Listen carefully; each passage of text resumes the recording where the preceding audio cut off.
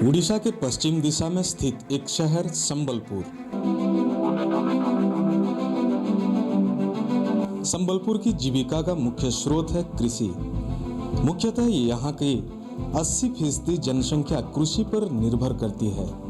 यहाँ की मुख्य फसल चावल है। चावल यहाँ का मुख्य फसल होने के हेतु पश्चिम उड़ीसा को चावल का कटोरा भी कहा जाता है।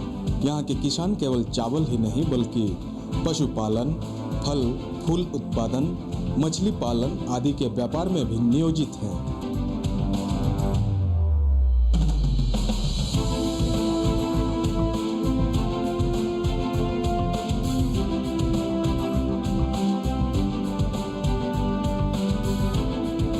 आज के आधुनिक युग में अनेक युवा पीढ़ी आधुनिक योजनाओं को अपनाने लगे हैं ताकि ज़्यादा से ज़्यादा रोजगार कर सकें।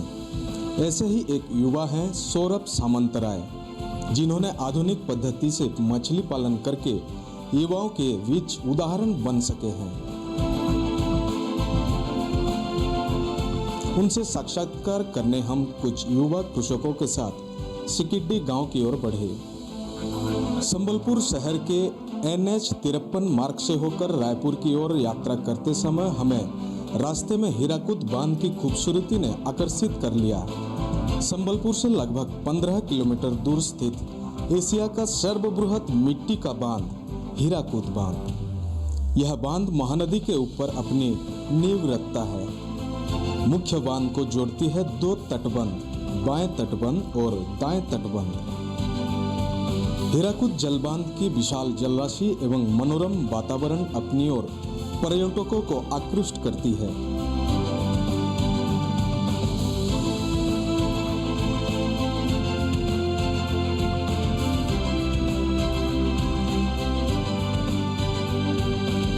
हीराकुद की विशाल जलराशि को मछली पालन के लिए उपयोग किया जा रहा है।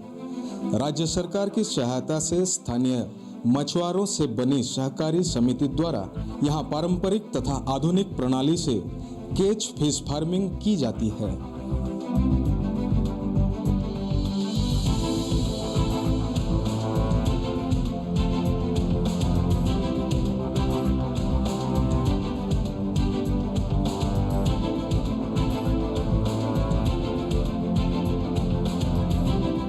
यहाँ की अद्भुत सुंदरता को अपने हृदय में कैद करने के बाद हम अपने गंतव्य स्थल सिकिड्डी गांव की ओर बढ़े। उबड़ खाबड़ पथ होते हुए हम पहुंचे सिकिड्डी गांव में।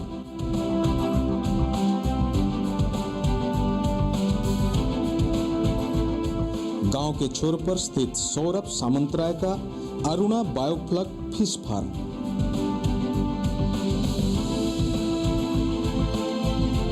सौरभ सामंतराय पेशे से एक इंजीनियर हैं। वो अपनी शिक्षा प्राप्त करके बेंगलुरु में मोटी तनख्वाह पर नौकरी करते थे, परंतु आत्मनिर्भरता की चिंताधारा ने उन्हें अपने गांव की ओर आकृष्ट किया। उन्होंने अपनी पुश्तैनी 3 एकड़ की जमीन पर मछली पालन का आरंभ किया। पहले परंपरागत पद्धति से 1.2 एकड़ पर एक तालाब निर्माण करके मछली पालन आरंभ किया, लेकिन इस प्रणाली से संतुष्ट न होकर वे आधुनिक प्रणाली की खोज करने लगे।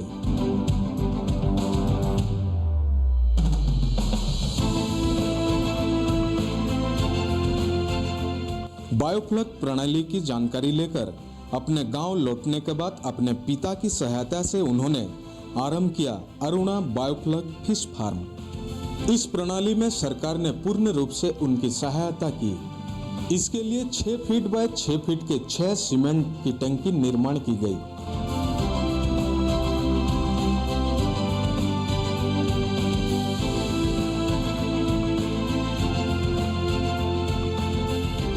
टंकियों को पानी की सप्लाई नल से की जाती है। इसमें लगाए गए सारे पंप सौर ऊर्जा से चलते हैं।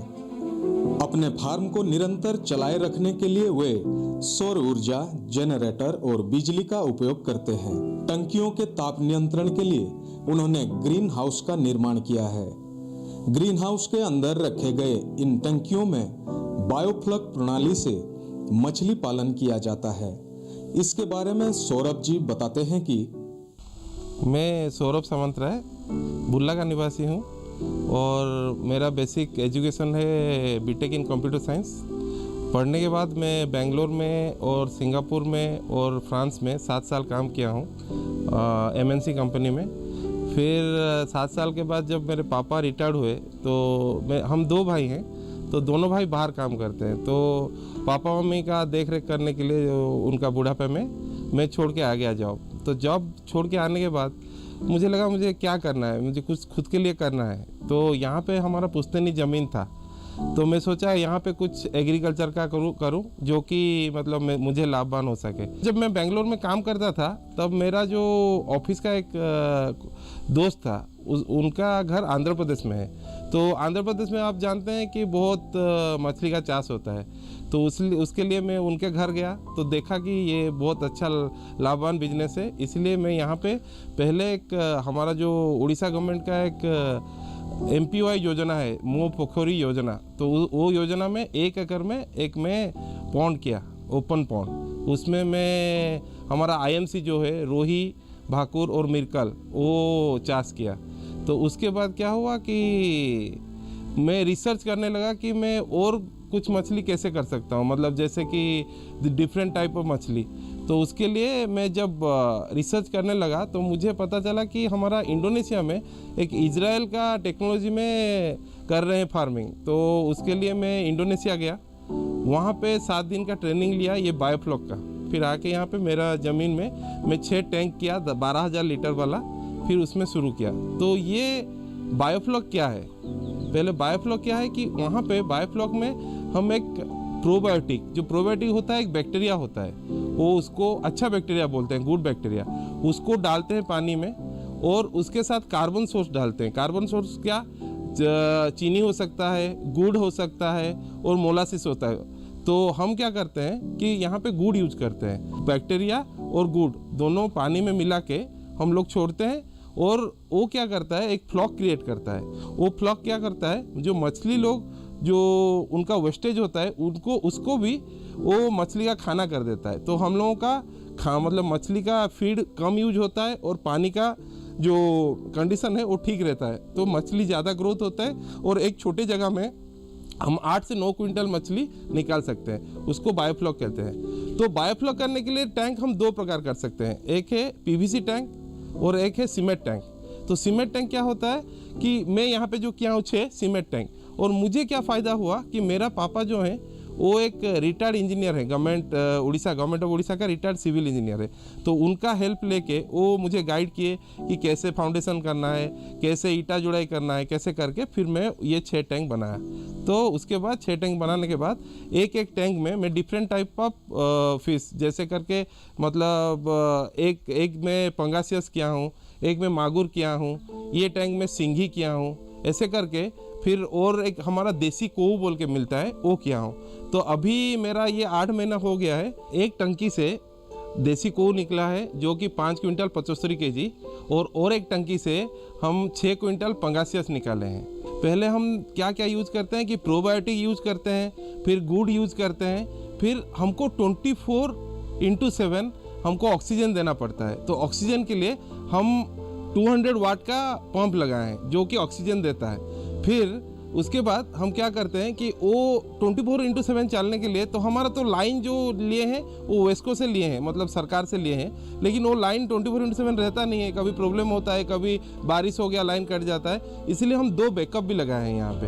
एक है 1 किलोवाट का सोलर लगाए हैं जो कि वो सोलर 10 से 12 घंटा हमको बैकअप दे देता है। उसके बाद हम लगाए हैं 10 kV का एक जनरेटर जो डीजल से चलता है, वो उसके बाद उसको चलाते हैं। कि ये हम जो पॉन्ड किए हैं और ये जो टंकी में वो डिफरेंट क्या है, मतलब पॉन्ड में हम लोग क्या करते हैं कि एक बड़ा एरिया में 3 टन से 4 टन निकाल सकते हैं एक साल में।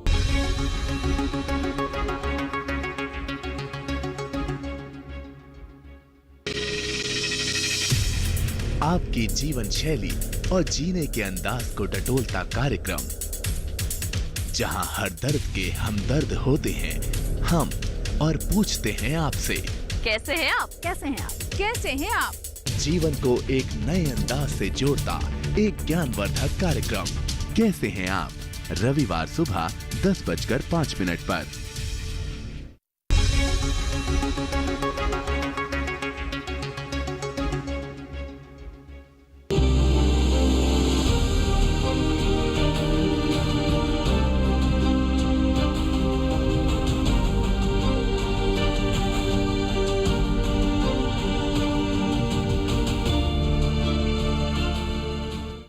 मछली पालन के अलावा तालाब के बांध पर और इसके पास के जमीन में ड्रिप सिंचाई से सौरभ जी ने परवल, भिंडी, टिंडा, बैंगन आदि सब्जियों का भरपूर उत्पादन भी करते हैं, जिसमें सिर्फ जैविक खाद का प्रयोग किया जाता है। इसलिए बाजार में इन सब्जियों की कीमत व मांग अधिक रहता है। सब्जी के साथ साथ सौरभ जी पराली मशरूम का उत्पादन भी करते हैं, जिसका भरपूर मांग बाजार में है। और एक बात तो यहाँ पे हम और एक चीज़ करते हैं कि हम जो पॉन्ड किए हैं, पॉन्ड के हम देखें, पॉन्ड के ऊपर और पॉन्ड के नीचे बहुत जगह हमारा था जो वेस्ट हो रहा था, कुछ यूज नहीं हो रहा था। तो हम क्या किए, हमारा जो हॉर्टिकल्चर डिपार्टमेंट है गवर्नमेंट ऑफ उड़ीसा का, उनका हेल्प लेके वो सब जगह में हम ड्रिप इरिगेशन कर लिए। और उसके बाद अभी हम पॉन्ड के ऊपर और पॉन्ड के नीचे बहुत अच्छा ऑर्गेनिक वे में वेजिटेबल करते हैं, जैसे कि परवल हो गया, बैगन हो गया, भिंडी हो गया, ये सब एग्रीकल्चर करते हैं और कुछ अच्छा पैसा कमा लेते हैं। और जगह बाकी था तो उसमें हम ढिंगरी छत्तू, यहाँ पे हमारा जो उड़िया लैंग्वेज है उसमें उसको बोलते हैं ढिंगरी छत्तू, तो उसको मशरूम बोलते हैं, ढिंगरी मशरूम। उसको हम क्या करते हैं, जो पुराना साल का जो था पेडी स्ट्रॉ, उसको छोटा छोटा काट के उसको एक पॉलीथीन में हम बाबिस्टिन और जो हमारा मशरूम का सीड है उसको डाल के हम 15 दिन एक डार्क रूम में रखते हैं। उसको फिर 15 दिन के बाद उसको बाहर निकालते हैं और डेली पानी सिंचन करते हैं। उसके बाद वहाँ से अच्छा सुस्वाद मशरूम निकलता है, जो मार्केट में अच्छा रेट में जाता है, जो हम यहाँ पे बेचते हैं 1 kg का 100 रुपीज़। तो यहाँ पे जो हम बायोफ्लॉक किए हैं, तो बायोफ्लॉक का जो मेन जो मतलब सक्सेस होने में एक ही चीज़ है, जो है बड़ा सीड। तो बड़ा मतलब 2 टाइप का है बड़ा। एक है कि हार्वेस्टिंग साइज के अनुसार हम चूज़ करते हैं। जो मछली जैसे कि सिंगी हुआ, देसी मागुर हुआ, पापदा हुआ, देसी कोऊ हुआ, वो सब क्या हम 100 या 150 ग्राम में उसको हार्वेस्ट करते हैं। तो उसके लिए हम बड़ा सीड बोलते हैं 20 से 25 ग्राम। और जो पंगास हुआ, पंगासियस, वो हम 1 kg के ऊपर हार्वेस्ट करते हैं। उसका बड़ा साइज सीड है 100 ग्राम। तो वो बड़ा सीड हमको मिलने के लिए बहुत दिक्कत है। तो हम जो हमारा लोकल हैचरी है गवर्नमेंट का, या कोई प्राइवेट हैचरी हुआ या वेस्ट बंगाल में, हमको मिलता नहीं है। तो इसीलिए हम 4 महीने में हम हार्वेस्टिंग नहीं कर सकते हैं। इसीलिए इस बार हम क्या किए हैं कि हम अभी यहाँ पे 4 टैंक किए हैं। एक टैंक का साइज है 6 फुट बाई 30 फुट, 6 फुट है उसका चौड़ाई और लंबाई है 30 फुट।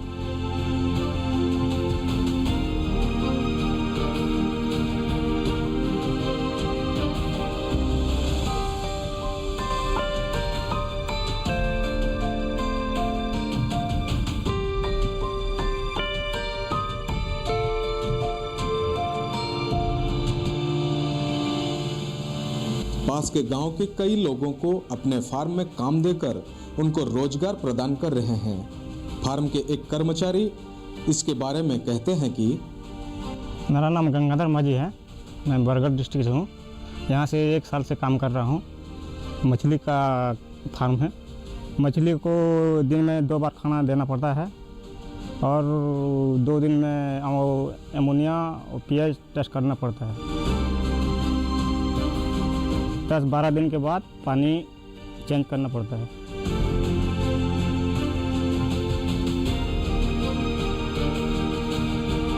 जो हमारा यहाँ पे पॉन्ड में जो आईएमसी होता है, जो रोहू, काटला, मिर्गल, यहाँ पे भी हो सकता है, लेकिन कम अमाउंट, मतलब 2 क्विंटल से 3 क्विंटल एक 10,000 लीटर टैंक में होता है, जो कि फ़ायदा नहीं है चासी के लिए। एयर ब्रीदर मछली वो ही यहाँ पे कर सकते हैं। और उसके अलावा हम श्रिम्प कल्चर भी कर सकते हैं, जैसे करके श्रिम्प का जो एल वेनामी कल्चर है वो कर सकते हैं, वो बहुत फ़ायदेमंद है।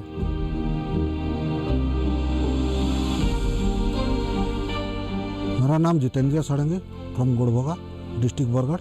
मैं यहाँ अरुणा बायोफ्लॉक फार्मिंग में आया था। सौरभ भैया से मुझे ट्रेनिंग मिला है और मैं यहाँ से सीख कर 6 टैंक बनाकर अपना फिश फार्मिंग स्टार्ट कर लिया हूँ। ये जो है आजकल जैसे ज़मीन के लिए प्रॉब्लम चल रही है, ये टैंक में हो रहा है और ये कम जगह पर ज़्यादा मुनाफा दे रहा है। हम लोग को पूरा फ्री में सिखाया है। सौरभ जी के आधुनिक प्रणाली के बारे में जानकारी हासिल करने के लिए कई युवा उनके फार्म आते हैं। सौरभ जी उनको बायोफ्लक प्रणाली के बारे में निःशुल्क शिक्षा प्रदान करते हैं। उनका लक्ष्य सभी लोगों को लेकर एक सहकारी समिति का गठन करके सामूहिक उन्नति एवं विकास करना है।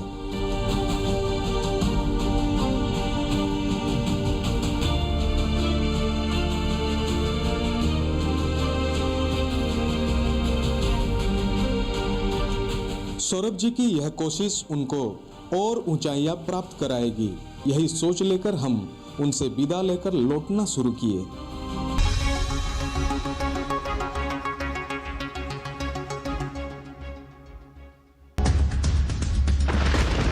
रफ्तार के साथ मौसम के बदलाव की हर खबर, मौसम खबर लाइव देखिए सुबह 8 बजे और 10 बजे, दोपहर 12 बजे और 2 बजे।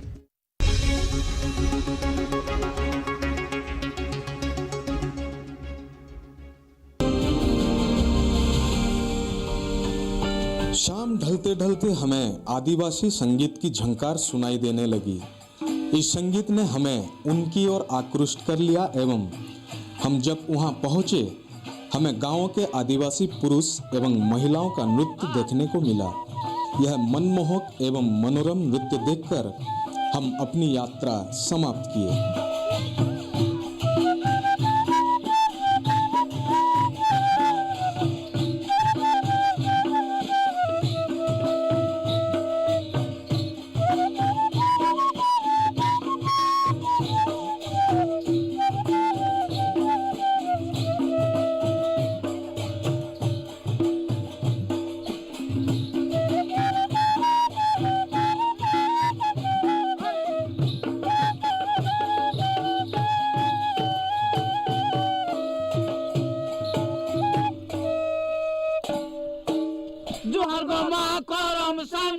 पुत्री के पुत्र दानी, अपुत्री के पुत्र दानी, जोहार माँ को रमसानी, अपुत्री के पुत्र दानी, अपुत्री के पुत्र दानी। तोर पादे करुछे दईनी गो माँ को रमसानी, तोर पादे करुछे दईनी, तोर पादे करुछे दईनी गो माँ करम सानी, तोर पादे करुछे दईनी।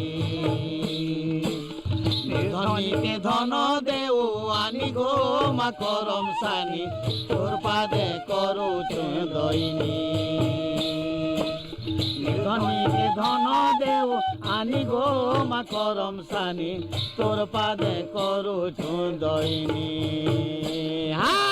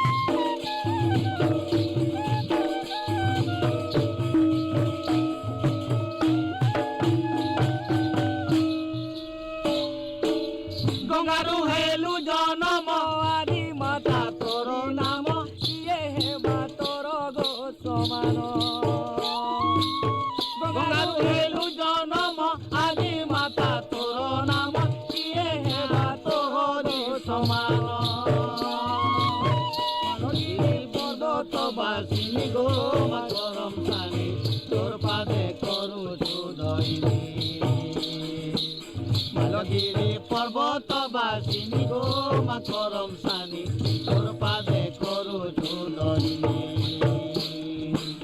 बलदेव परे बेला जानी गो माँ करम सानी, तोर पादे करुछु दईनी। बलदेव परे बेला जानी गो माँ करम सानी, तोर पादे करुछु दईनी। हाँ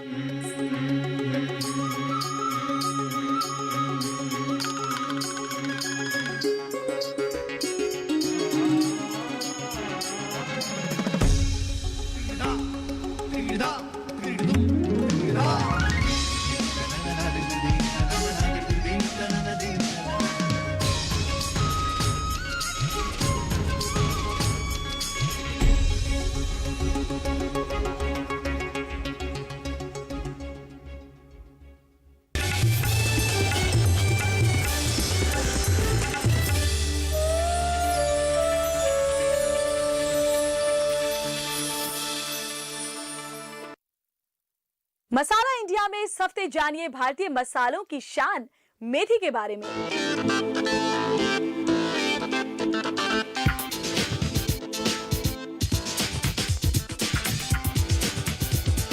मसाला इंडिया हर रविवार दोपहर 12 बजे सिर्फ डीडी किसान पर। कान का भारी होना, दर्द होना, तरह तरह की आवाजें आना, आपकी सुनने की क्षमता हो सकती है प्रभावित।